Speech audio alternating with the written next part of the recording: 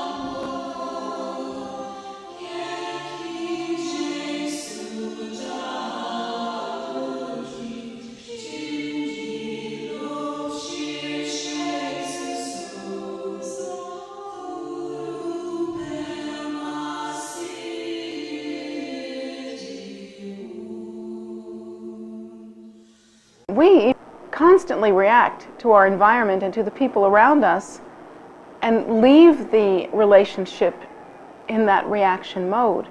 We don't think about what goes to make up that situation. We always and consistently blame externals.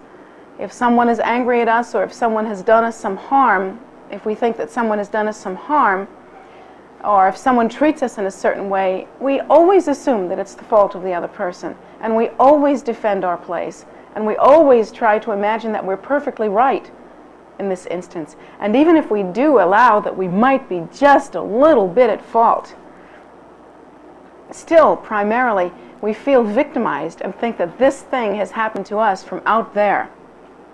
And the Buddha teaches us something very different from that. The Buddha teaches us that every event that we see is the display of some previous cause.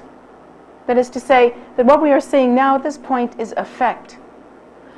Granted, effect, and you should know this, will go on to create further cause. That is to say, even as an adult, if someone were to come up and punch you in the nose, that is to be understood as the effect of some previous cause or causes.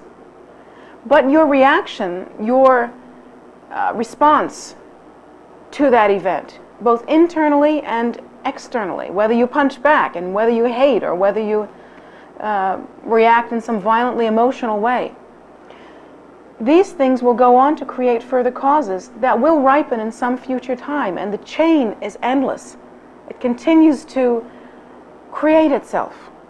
It's like a snowball going downhill. It continues to get bigger and continues to go downhill because it is its nature to do so. The continuum continues so long as we fixate on phenomena as being external and separate from ourselves, and fixate as well on self-nature as being inherently real.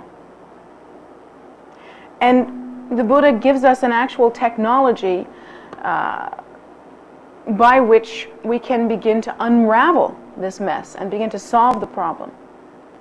And that technology seems very simple at times, and yet really it's the very hardest thing to do.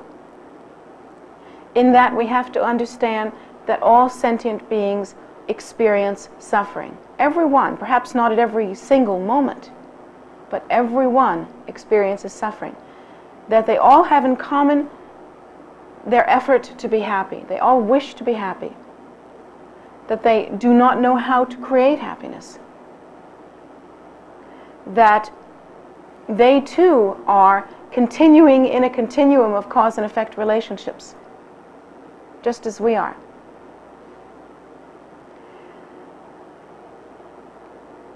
And from that, we must understand that the cycle has to be broken in some way. The bottom line, according to the Buddha, is that our belief in self-nature as being inherently real and solid, that concept that we have about the nature of self, is so rigid and so strong that we remain fixated on that, and remain fixated as well on the process of externalizing all phenomena to the degree that our minds become divided, deluded in that division, that we constantly reaffirm and fixate on objective and subjective reality. And focusing in that way, we continue to create the format by which all future cause and effect relationships will take place.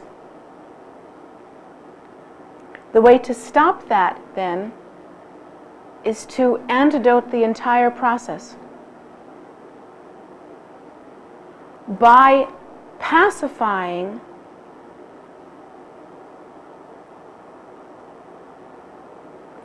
the fixation process, by pacifying the tendency to fixate on self-nature and on phenomena. And by realizing, therefore, or rather I should say, awakening to our true nature, which is the uncontrived, primordial, luminous wisdom nature. All of this sounds pretty highfalutin, and it sounds like it's all very theoretical, and it sounds as though one would have to have very high teaching and do very high things in order to accomplish this spiritual goal. And to some degree there's some truth in that. But the plain fact of the matter is that we actually have to start on a very simple, practical, here and now level. That young boy that I spoke to just a moment ago used a very good example. We could block punches instead of throwing them. I know that sounds like a childish thing. It sounds like a very simple solution, but it's a beginning. In a very practical way, we have to embrace the idea of loving kindness.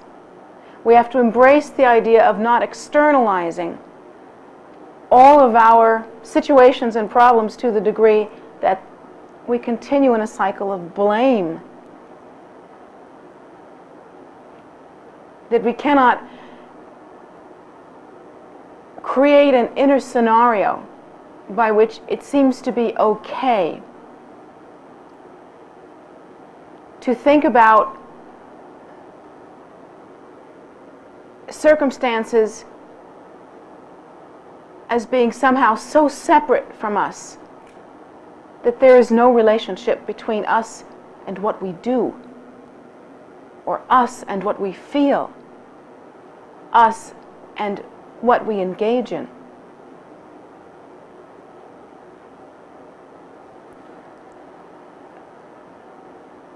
That process of distinction, that process of creating such duality within the mind becomes so deeply ingrained that that actually begins to happen. And we become then less competent in our lives than the little children that I just spoke to.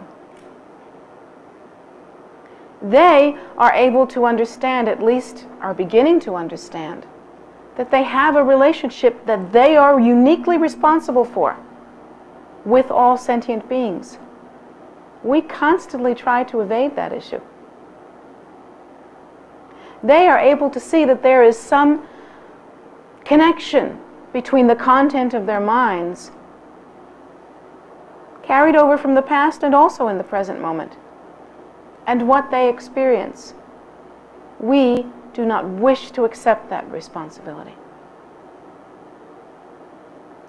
We prefer to stay in a mode where we constantly react and constantly continue in something like an unconscious way, and therefore become impotent.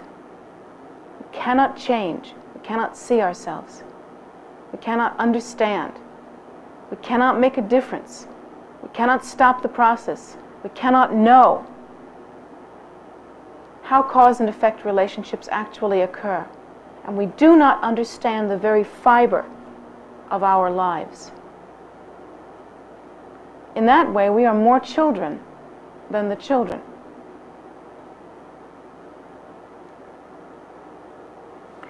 Continuing on that vein, and actually it may seem as though this is something of a different subject, but if you listen, perhaps you'll understand that we're still talking about responsibility, that we are still talking about knowing oneself, knowing the content of one's mind. Let's think about when we must do, or when we have done,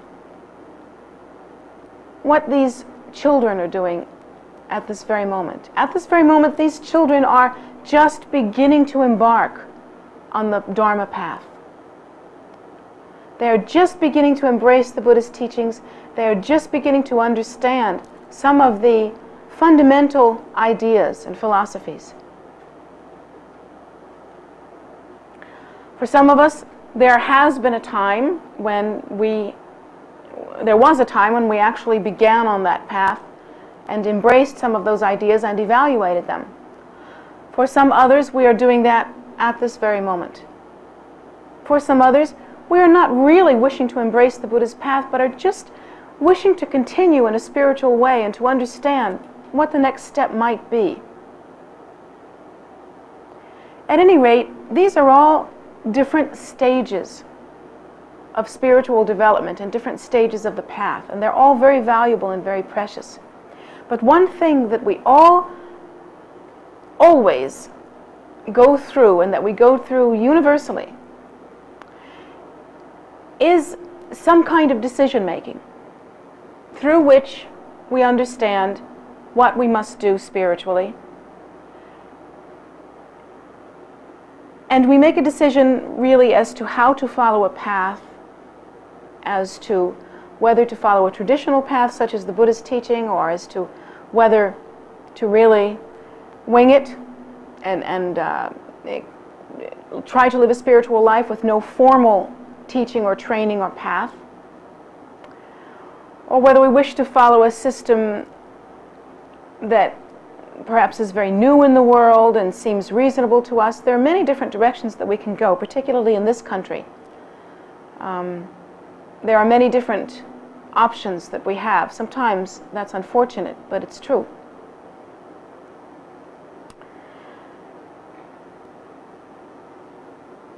One thing that we must all do universally is we must decide why we are embarking on this path. The why may be the single most important question that we answer during our whole career.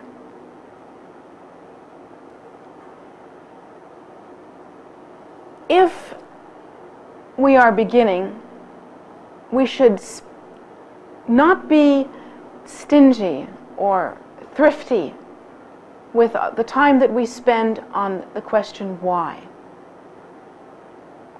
The question as to why we practice is so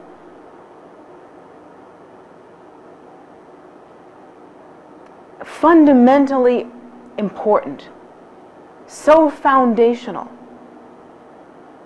that every step that we take spiritually from that point on will be affected by the quality of that original decision, and especially by the insightfulness with which that decision is approached. In the Buddhist teachings, we spend a great deal of time on why. Because universally, and this is interesting, it isn't just true of Westerners, but universally, people go into Dharma or go into spiritual growth for the wrong reasons.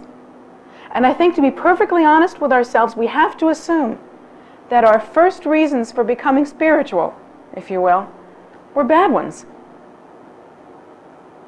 We have to be okay with that. And that's hard for some people, because some people begin to enter onto a spiritual path because of an experience that they have had. And perhaps that experience was meeting a teacher with whom they are strongly impacted, from or about whom they feel a strong feeling. Or perhaps that decision is that they have a dream, and the dream is very moving to them. Or perhaps they have a vision.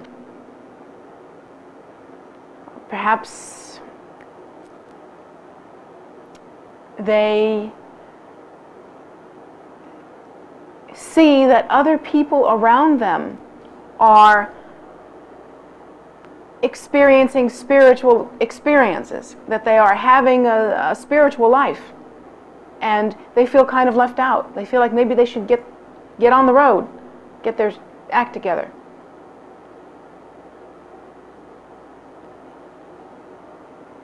Or maybe they have this idea that they've always been spiritual. They can kind of see it inside themselves, and so they've come to a point in their lives when they're really going to do something about it.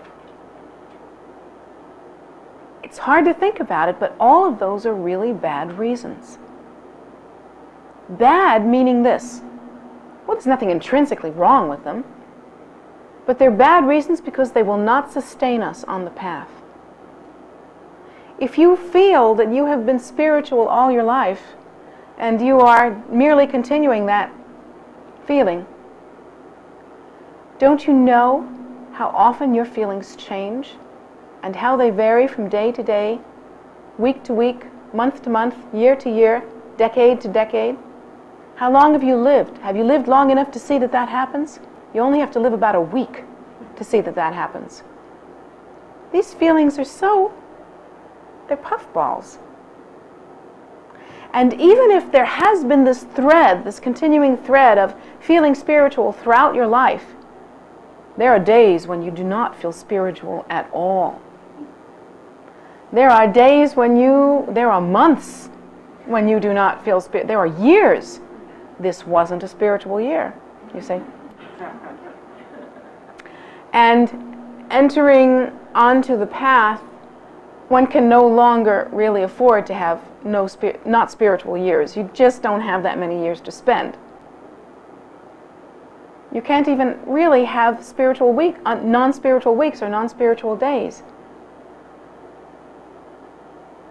You can't afford to vacillate that much, because the path becomes one's life. Not something you can jump on and off. It's like a marriage, but it isn't like today's marriages. You can't divorce it.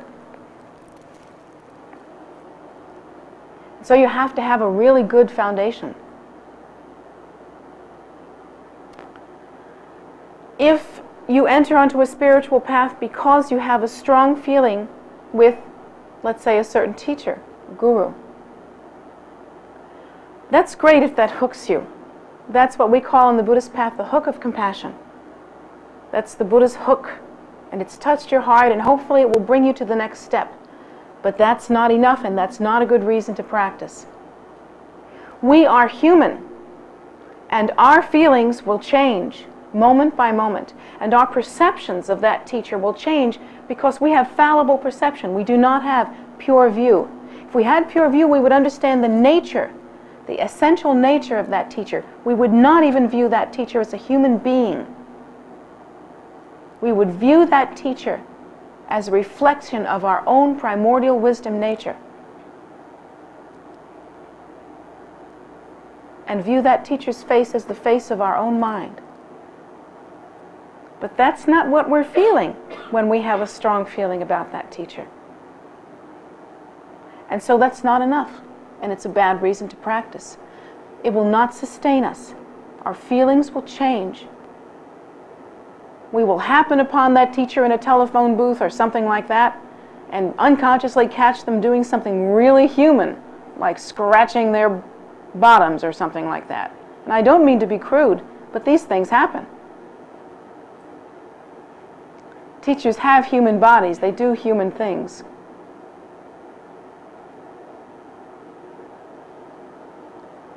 some of the other reasons that we practice a vision.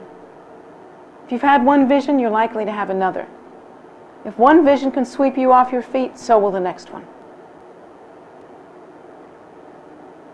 And at this point in the game, visions like that really are composed of many different things, including and especially the karmic material of our minds and our emotions. And we've already talked about how that constantly changes and is impermanent.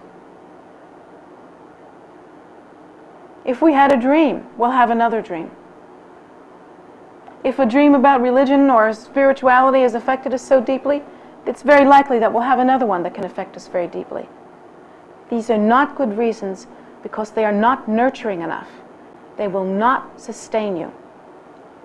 The Buddha teaches us to spend a great long time, the first part of our career as a spiritual person, in a process that they call turning the mind, that we call turning the mind.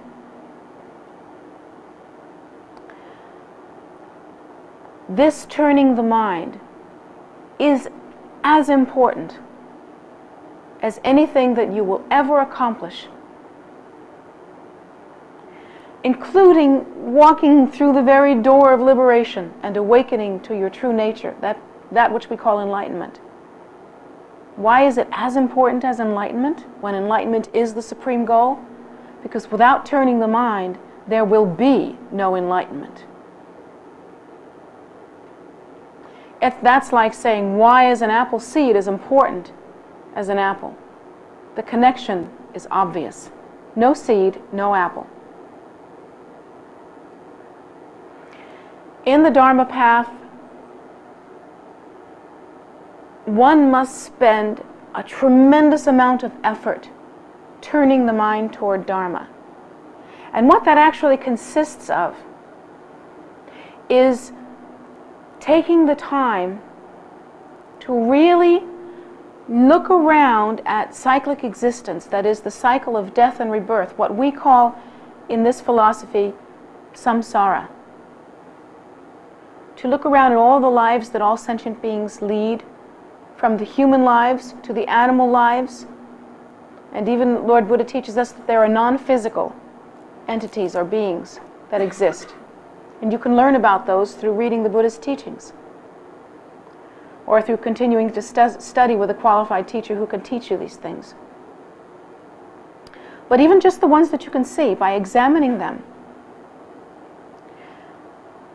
we can come to understand that what the Buddha teaches us is true, that all of cyclic existence is pervaded with suffering. That even those that are happy suffer from the suffering of the temporariness of that happiness. We have all been happy, there's no doubt about it. Right now we might be fairly happy, we're pretty content, none of us are bleeding or dying at the moment. But there will come a time when we do. No one has escaped dying yet. And according to the Buddha, cyclic existence has to be looked at as a whole. To pick out one little thing and say, well, that makes me happy, is childish and will bring no good result. Because it has to be understood that that little thing will end. It has to be understood that that little thing doesn't even really have the capacity to make any of us constantly happy for any length of time, even if it did last forever. So, from that, we begin to develop a yearning or a sense of connection with the idea that there must be something else.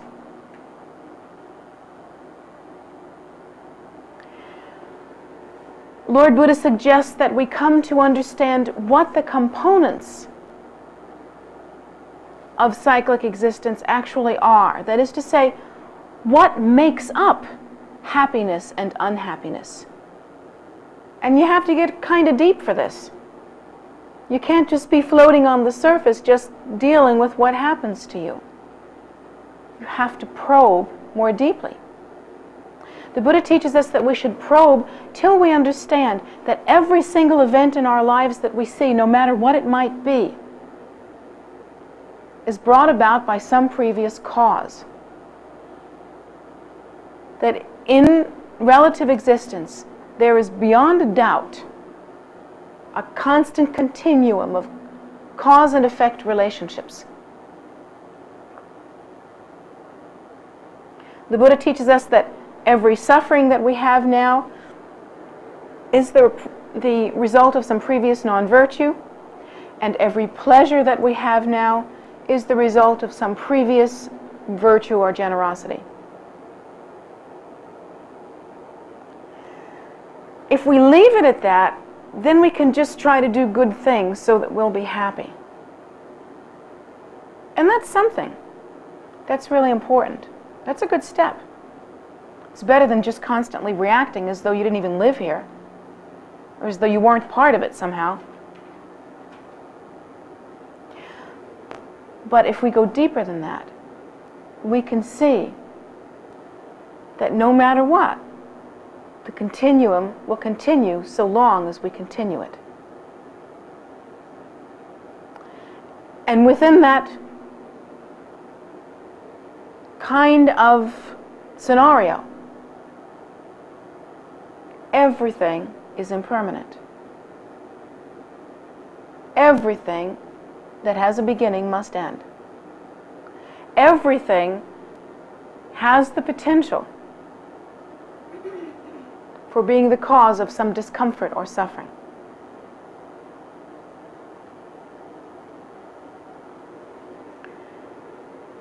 The Buddha went on to say that there is an end to suffering, however. There is an end. And that was the news that he uniquely brought due to his own awakening. That end to suffering he calls enlightenment or awakening. Very difficult to understand what that enlightenment or awakening is, mostly because they never describe it. The reason why the Buddha never describes enlightenment or awakening is that the moment you describe it, you've lost its meaning. It really can't be described, in that if we describe it, we have to use relative terminology. We have to pinpoint it. We have to create a concept, and we have to describe our way around that concept. And the very nature of enlightenment is that it is free of such conceptualizations. It is free of contrivance. So the moment you contrive an explanation, that ain't it. You see? We've lost it. So we have some difficulty here in that students coming to the path clearly can decide that they want to escape discomfort, but clearly don't know what else they're supposed to do. And so we find a sticking point that's very difficult, and that sticking point could last, unfortunately, the entire career of our practice, the entire length of our career in practice. And that is that we realize we're supposed to be doing something, and we try not to suffer, and we try to create good causes, but we just don't get it. We don't get the big picture. And we still allow ourselves to cling to the process of fixation. That is to say, the fixation on self-nature as being inherently real, and therefore the externalization of phenomena. We allow ourselves still to remain fixated in that way.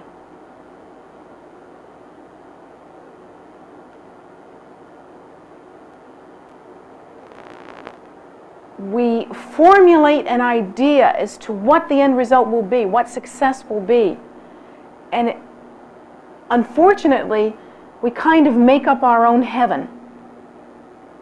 We kind of decide that it would be really great if everybody loved everybody and there was peace on earth, and no more war, and everybody's like looking meaningfully into each other's eyes, and nobody ever falls out of love, and everybody's into it, and let's see, everybody has lots of prosperity, and this may sound really trite and really stupid, but these are some of the ideas that we cling to.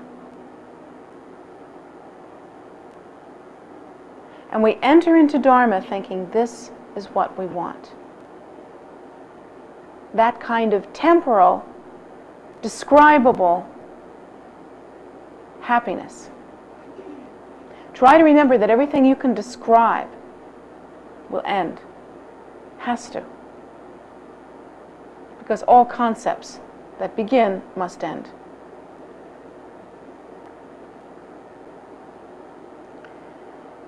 It's as though we must pierce the veil of these temporary,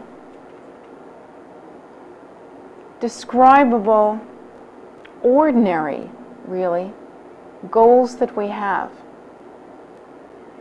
and realize that this really wasn't what the Buddha was talking about. The Buddha spoke of a time when one could awaken to their primordial wisdom nature, to that pure luminosity, free of all contrivance, free of all conceptualization, free of all of those things that go to make up cause and effect relationships, that go to make up suffering. That one could simply awaken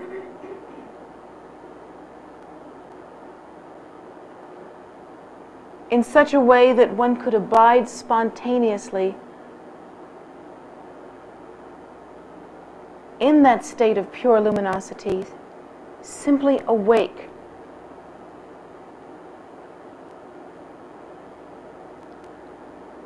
In that state of spaciousness and pure view. There is no fixation on self-nature as being inherently real. There is no, therefore, externalization of phenomena. There is no subjective objective. One is simply awake, and in that pure state, there is no suffering.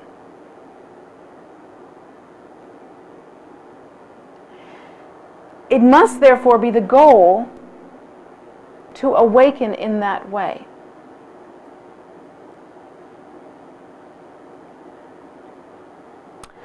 And I have actually had people in their agony, and people do agonize, you know.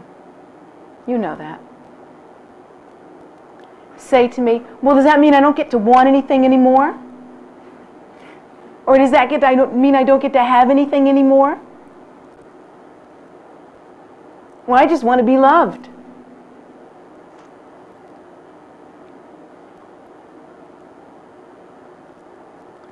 The Buddha teaches us that the problem with coming together is that it always leads to separation. The problem with coming is that it always means going. The problem with wanting is that it always means there'll be a time when you don't have it. There is nothing really wrong with anything that you feel or do or say. When it becomes a problem is in that by its nature, it cannot be permanently satisfied.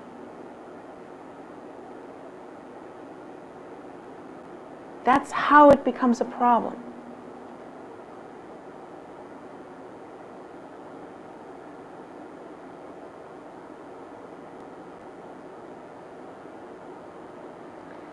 So it's like we have to stop making up our own private little heavens and our own private little nirvanas according to what we think we want. And we have to finally come to the place where we really get the big picture, and the big picture is what the Buddha has taught us. There is a cessation of suffering. There is an end to it. And that cessation of suffering is called enlightenment, and it happens when desire ceases.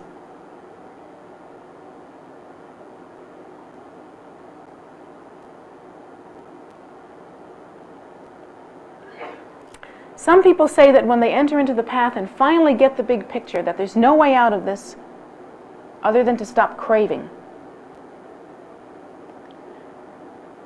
And that there's really no way to get the white picket fence thing down. That they go through a process of grieving.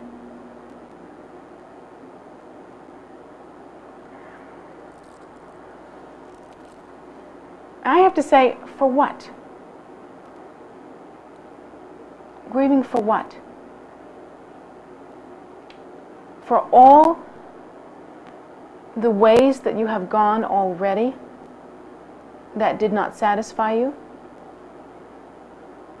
For all the times that what you started ended already?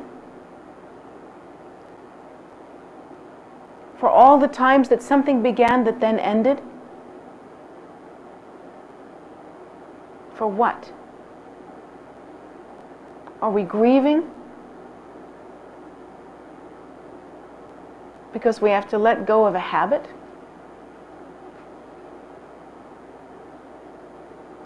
Perhaps we would better spend our time grieving for those who continue in this continuum with no answers. Endlessly, not even knowing that there's anything else besides reaction. Not even knowing that there's a way. For those people that are endlessly trying to be happy and do nothing but to continue to create more causes and more effects. When I spend my grieving time, it is for that.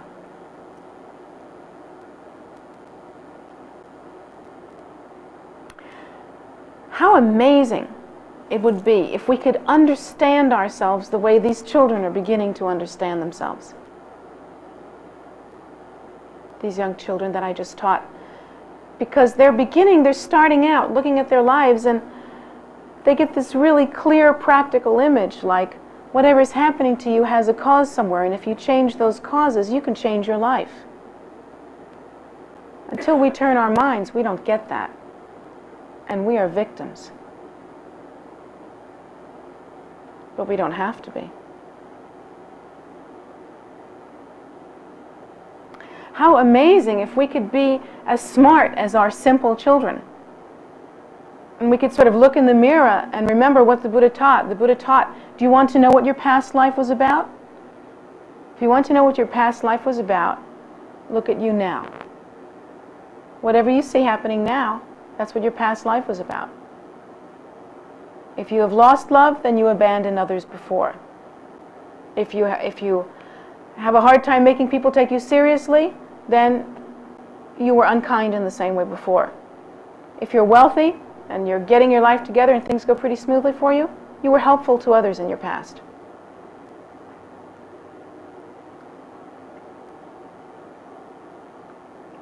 If you're physically very strong, then you were protective of the lives of others. If you are not strong physically, then perhaps you did not protect the life of others. If we have that kind of simple understanding and can just act really in an intelligent way, looking to the root of causes, and then even beyond that, to realizing that we must at some point really adopt the ultimate goal, which is enlightenment. We can really make this life a vehicle for something very precious. We have that option, and we have that choice. Even the Buddha himself, of course he wouldn't choose to, but even the Buddha himself could not take that away from you. Because it is your nature you can awaken.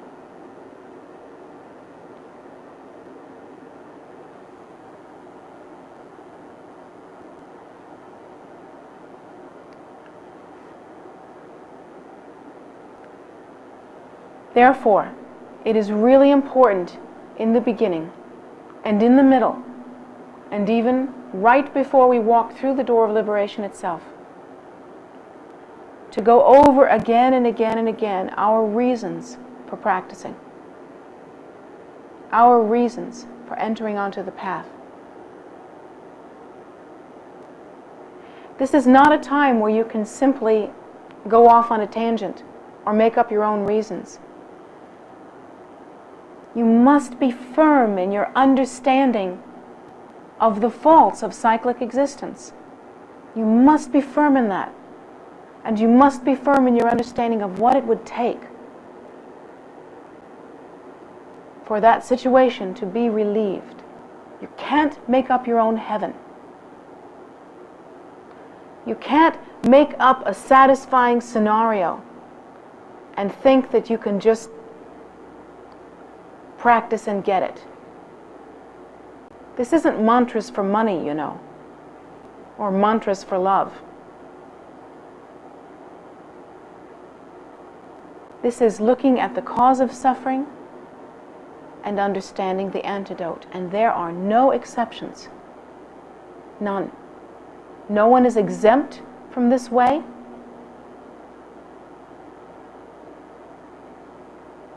Because no one is free of cause and effect relationships.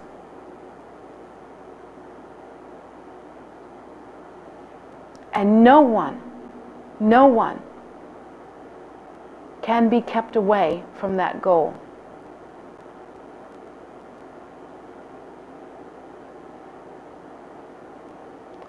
So once again, we find out that the ball is in our court.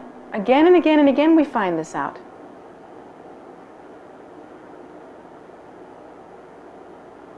That it's for us to do or not do.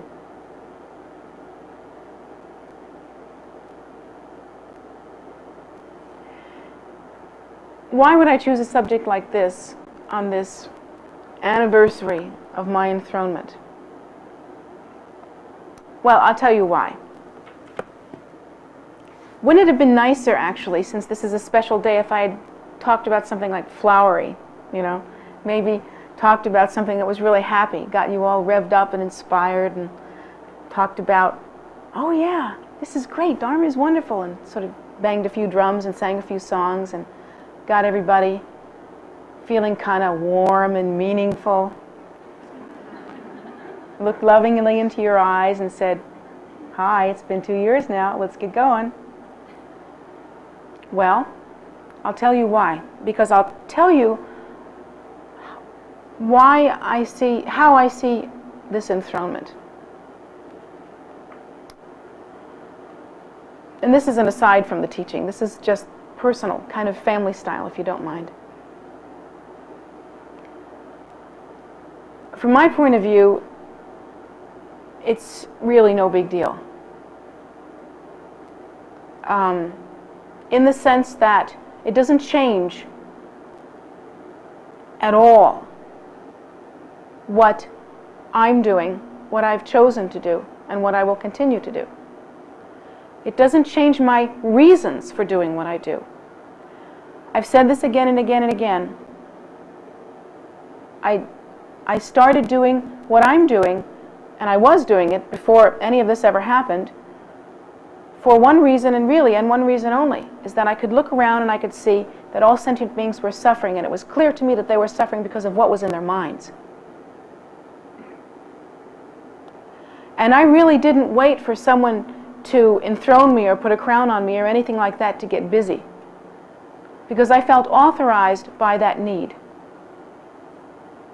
And I felt authorized by the fact that it seemed to me that when people began to meditate and act in a virtuous way and examine the roots of their suffering, as I've tried to teach them to do, they made some progress. And seeing that progress, I also felt authorized. So nothing has changed for me, except that I sit in this seat, which is a lot less comfortable than what I used to sit in. That has changed. So that's basically what it means to me, is an uncomfortable seat. And probably more public exposure, which, if any of you know me, that is not what I call a good day. That's not fun for me. However,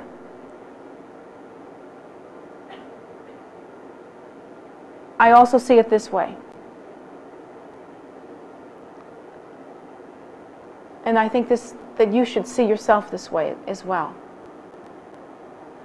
I still take it upon myself every day of my life to examine the faults of cyclic existence.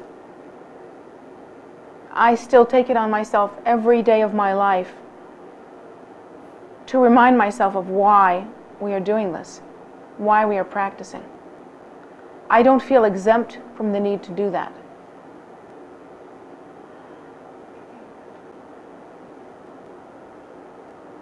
I continually remind myself that there are no substitute goals and there are no halfway points.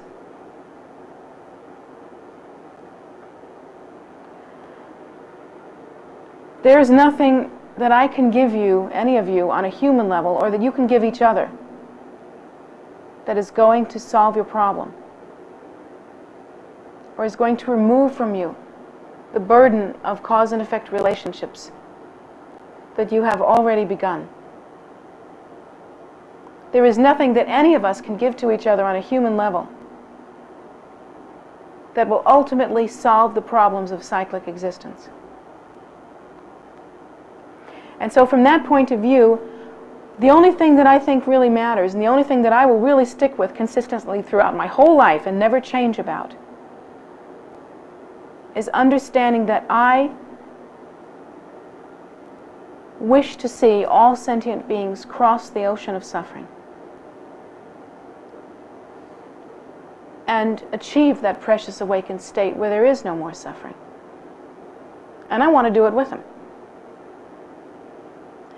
And that's all that matters to me. Everything else in my life will change, but that will be the one constant.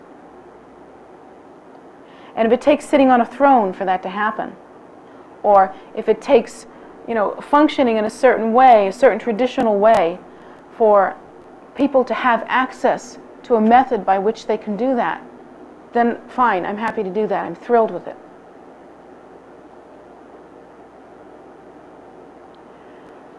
What I'm really saying is that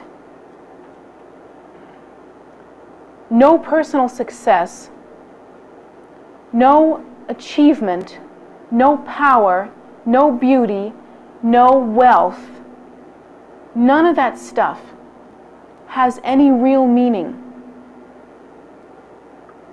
There's no kind of power that has any real meaning other than the power to alleviate suffering.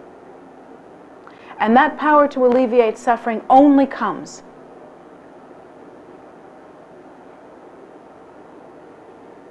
at the time of awakening. So the only personal achievement or power that I will ever rejoice in for myself or for anyone else will come when I see the fruit of that. I rejoice in those lamas that can facilitate our practice to the degree that we move closer to enlightenment. I celebrate those teachers that can actually teach us the content of our mind to the degree that we can achieve enlightenment. And my belief is that only those themselves who have achieved enlightenment can do that. Therefore, I follow the Buddha's teaching. And I'm a follower, not a leader. I'm in this place because maybe, if cause and effect relationships are really true, at some time I made prayers to be of benefit to others. And that's the only reason why I'm up here.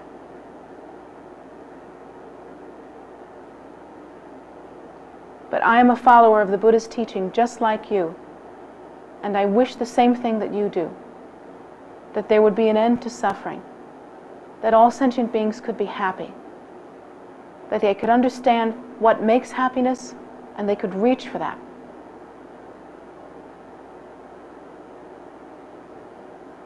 And that's the only thing that counts.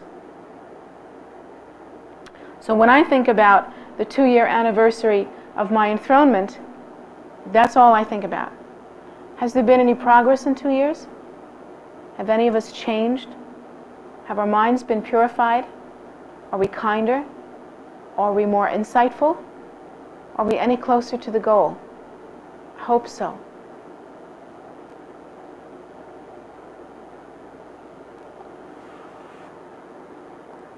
Because otherwise, this is stupid.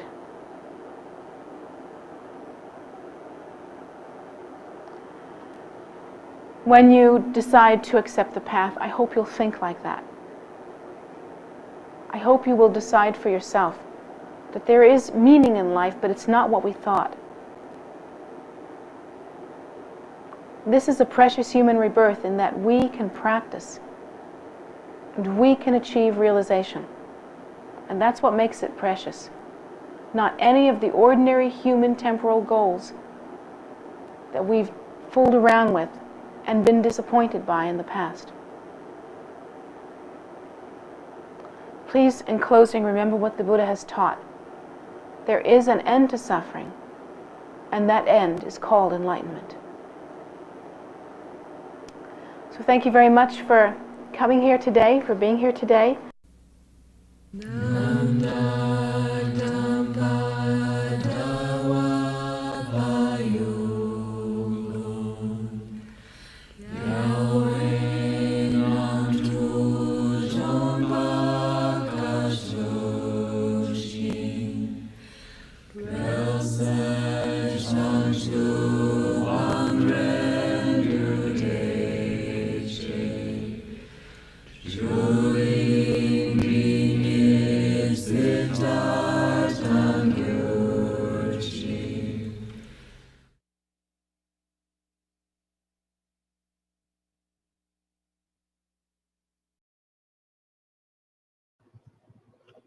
Thank you so much for joining with us today.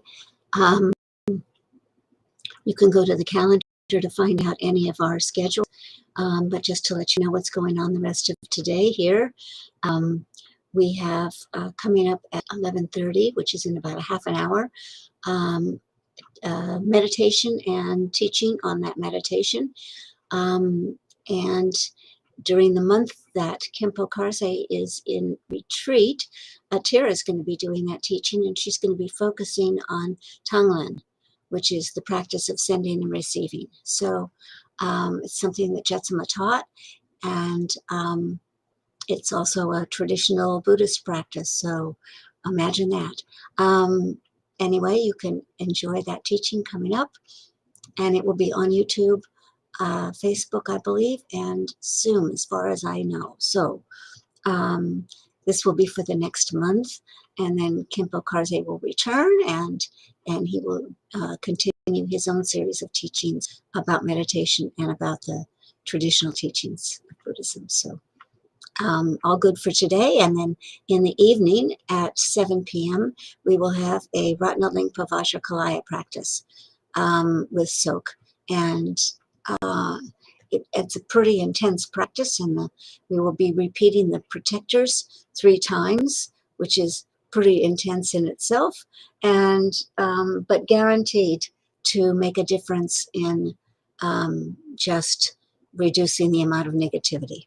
So it's always a good sign. Anyway, come join us and check out the chat there for information on how to get an offering to Jetsunma, and also offerings to, the different, how to engage in the various practices here. So you're always welcome to join in the practice.